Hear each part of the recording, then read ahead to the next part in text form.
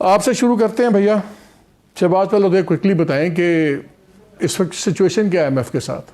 नहीं, IMF के साथ सिचुएशन अच्छी है और एज पर एक्सपेक्टेशंस कोई उसमें कोई रोड ब्लॉक्स अभी तक एज ऑफ टुडे कोई नज़र नहीं बड़ा रोड ब्लॉक नहीं है, कोई बड़ा अभी तक नहीं है। उसकी जो मेन ऑब्जेक्टिव था IMF के मिशन का वो उसी दिन पूरा हो गया था जिस दिन IMF के मिशन के साथ मुज़ाकरात स्टार्ट हुए। वो थी इलेक्शन की तारीख अनाउंस हो गई और उसे एक जो वेस्टर्न एक प्रेशर था वो कंडीशन थी IMF की। ये एक्सप्लिसिट कंडीशन कभी भी नहीं थी और होती भी नहीं है। ये इम्प्लिसिट चीज़ें होती हैं।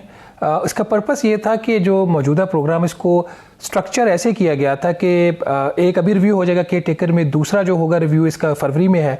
वो ख्याल ये था कि अगली गवर्नमेंट करेगी और जो फरवरी का रिव्यू होगा जो कि सेकंड लास्ट होगा और फिर आगे बल्कि लास्ट रिव्यू होगा, फरवरी के रिव्यू में ही अगला जो बहुत बड़ा प्रोग्राम आना है पाकिस्तान के लिए वो 3 साल का, 4 साल, 5 साल, वट एवर टाइम फ्रेम जो उस वक्त एग्री होगा, उसके लिए क्लैरिटी इलेक्शन के ऊपर बहुत ज़रूरी थी। और केयर टेकर्स का मैंडेट आपको पता है बहुत लिमिटेड होता है। तो एज ऑफ टुडे चीज़ें ठीक है इनकी। यहाँ से जो क्रिटिकल फेज है वो स्टार्ट हो जाएगी। डाटा एक्सचेंज हो चुके हैं, पोजीशंस। ये स्टॉक मार्केट इतनी चढ़ी है पिछले 2-3 दिन, यही है कि जी कोई बड़ा स्नैक नहीं है तो ठीक हो जाएगा मामला? फ्रैंकली मालिक साहब, मैं स्टॉक मार्केट को मैं ज़्यादा वेट नहीं देता। इसका पाकिस्तान की इकोनॉमी से फंडामेंटल इनसाइड ट्रेडिंग मार्केट है। ये ऊपर जाती है तब भी पैसे सेट बना रहा होता है और जब नीचे आती तब भी बना रहा होता है। तो इसको ना ही डिस्कस करें तो ज़्यादा बेहतर है। आपका जो एक्सचेंज रेट है वो एक इंपॉर्टेंट बैरोमीटर आपकी इकोनॉमी का। तो अभी अगर जो जैसे नजर आ रहा है पॉलिटिकल, तो आपके फेवरेट डॉक्टर साहब फाइनेंस मिनिस्टर बनते नजर आ रहे हैं, फिर IMF के साथ क्या होगा? तो कहते हैं I don't care, I dam care. तो फिर ये चीजें बाउंड होंगी उन पे। अच्छा, वैसे एक बड़ा इंटरेस्टिंग एक कंपैरिजन है मालिक साहब। एक तरफ एक स्ट्रॉन्ग पर्सनालिटी है सागडार साहब की और दूसरी तरफ हमारी अभी interim finance minister doctor Shamshad Akhtar, जो कि टेक्निकल लेवल की जो टॉक्स हैं वो अटेंड कर रही हैं। और जो फाइनेंस मिनिस्टर है उसकी जो स्टैचर है उसका स्टैचर ये होता है कि पॉलिसी लेवल पे बैठे और हर चीज़ में जब फाइनेंस मिनिस्टर इंटरवीन करेगा तो फिर उसके एक तो स्टैचर भी उसका कम होता है और दूसरा फिर आपके पास कोई ऐसी वहाँ पे आपकी जो बार्गेनिंग पोजीशन होती है, जो लेवरेज होती है, वो आप अपनी रिड्यूस कर देते हो, मिनिमाइज कर देते हो। तो आप उनकी पॉलिसी से डिसएग्री कर सकते हैं डॉक्टर साहब की, लेकिन एक स्ट्रॉन्ग फाइनेंस मिनिस्टर का होना बहुत ज़रूरी होता है इन इदारों के साथ डील करने के लिए। हमें एग्जांपल इंडिया की लेनी चाहिए। वहाँ पे ये जो लोग हैं हमारे IFIs के, जिसमें वर्ल्ड बैंक, ADB, IMF वगैरह, उनके लेवल है, एक लेवल से ऊपर वो मिलते ही नहीं है। पॉलिटिशियन हमारे तो प्राइम मिनिस्टर्स जो हैं वो कंट्री हेड से मिल रहे होते हैं ऑर्गेनाइजेशन के, विच इज़ नॉट गुड। तो थोड़ा सा हमें अपने हाउस को भी इन ऑर्डर लाने की ज़रूरत है। येस, जो आपका क्वेश्चन है, एक प्रॉब्लम आ सकता है। एटलीस्ट World Bank और IMF, they are not very much comfortable to deal with this Darsa because of his strong position on so many issues, including exchange rate, including state bank autonomy, including. Dar साहब का IMF से भी हो सकती है तकपाक, SAFC से भी होगी, सिलेक्शन काउंसिल से भी कुछ हो सकता है। मालिक साहब देखिए, जो डेमोक्रेटिक सेटअप है ना, डेमोक्रेटिक सेटअप में एक supra body which is called the special investment facilitation council, उसकी जगह नहीं बनती। तो जो भी डेमोक्रेट्स होंगे, ट्रू डेमोक्रेट्स होंगे, वो SIFC को लेंगे एज ए सप्लीमेंट। तो जब डेमोक्रेट्स की अपनी सिस्टम में जगह अपने से नहीं बनती तो मिलके बनानी पड़ती, तो फिर ये सुपरा बॉडीज में भी बन जाएगी। देखिए, मैंने एक लफ्ज़ इस्तेमाल किया ट्रू डेमोक्रेट्स की। ये जो बॉडी बनी है ये शहबाज साहब ने बनाई थी 16 जून को। 2 चीज़ें क्लैरिफाई करना ज़रूरी है। ये जो आप बात करें ना कि होलसेल और रिटेल का जो फ़र्क है, ये प्योर प्रॉफिट मार्जिन नहीं है। नोशन ये होता है कि जो आपकी होलसेल में जो प्राइस है किसी भी चीज़ की, वो रिटेल में अगले 3 से 4 माह में ट्रांसलेट हो जाती है। तो अगर ये 70% गैप था तो 40% है। इसका मतलब है नीचे से रिटेल प्राइस उतनी बढ़ गई है 30% और 40% ऊपर बढ़नी है। तो ये एक बुनियादी फ़र्क है। जो मार्जिन्स हैं वो और हैं, क्योंकि इसकी जो बास्केट भी होती है, जो होलसेल की में जो लेकिन आप फूड मार्जिन के अंदर आप जाते हैं उसमें नहीं होती, तो मिडलमैन कमा रहा है ना। नहीं, वो प्रॉफिट मार्जिन सेपरेट चीज़ है। यहाँ पे जो आपका आता है ना होलसेल प्राइस इंडेक्स, ठीक है, वो सेपरेट है। और जो जो CPI है आपका कंज्यूमर प्राइस इंडेक्स, ये एक टाइम पे आके दोनों प्राइसेस बराबर हो जाती है।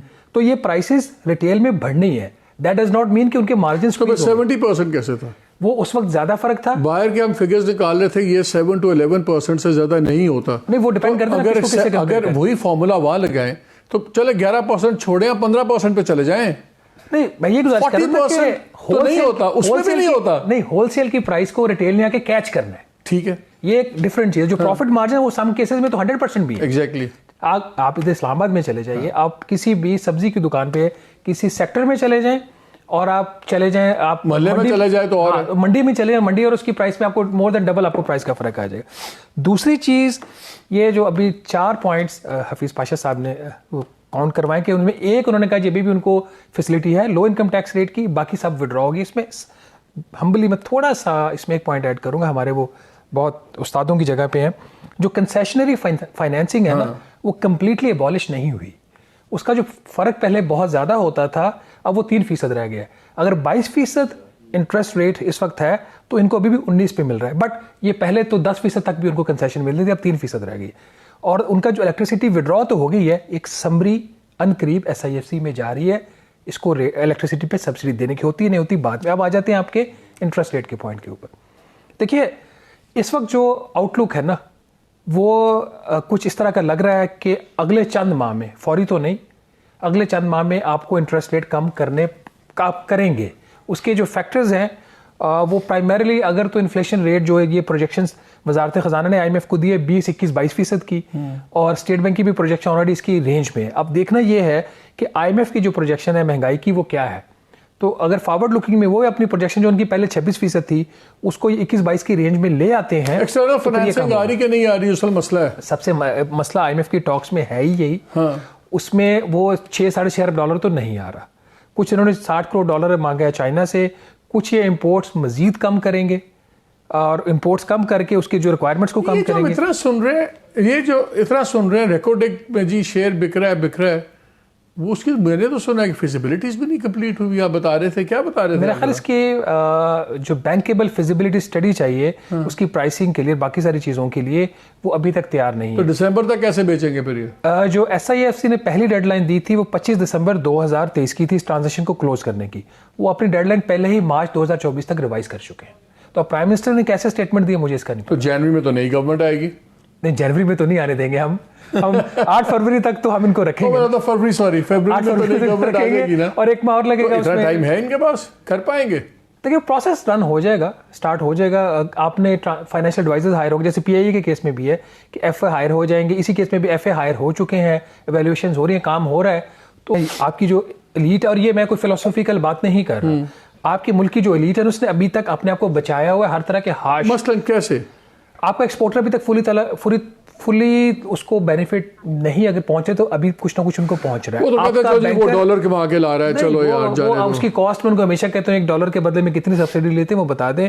आपका बैंकिंग शोबा, आपका रियल एस्टेट ट्रेड, आपका एग्रीकल्चर। बैंकिंग को कौन सी गवर्नमेंट रगड़ेगी? अभी 56 अरब का उन्होंने सबने माल कमाया जब स्टॉक मार्केट इसमें डॉलर स्पेकुलेशन में की। डार साहब भी कुछ नहीं कर सकते। तो जहां 80% आपने बैंक का कर्जा ही गवर्नमेंट ने लेना है, उन बैंकों को कैसे प्रोसिक्यूट कर सकती है? ये सारी चीजें आएंगी जब डेट रिस्ट्रक्चरिंग होगी ना, जब जो भी थोड़ा सा मुजम्मल ने इशारा भी किया है, जब डेट रिस्ट्रक्चरिंग होगी तो सबको हिट लेनी पड़ेगी। ये बैंक्स ने जितना प्रॉफिट बनाया हुआ है ये अनड्यू प्रॉफिट है। एक एक सेक्टर अगर आपका, जब पूरी इकोनॉमी नीचे जा रही है और एक सेक्टर ऊपर जा रहा है, इसका मतलब इकोनॉमी के अंदर कुछ गलत हो रहा है।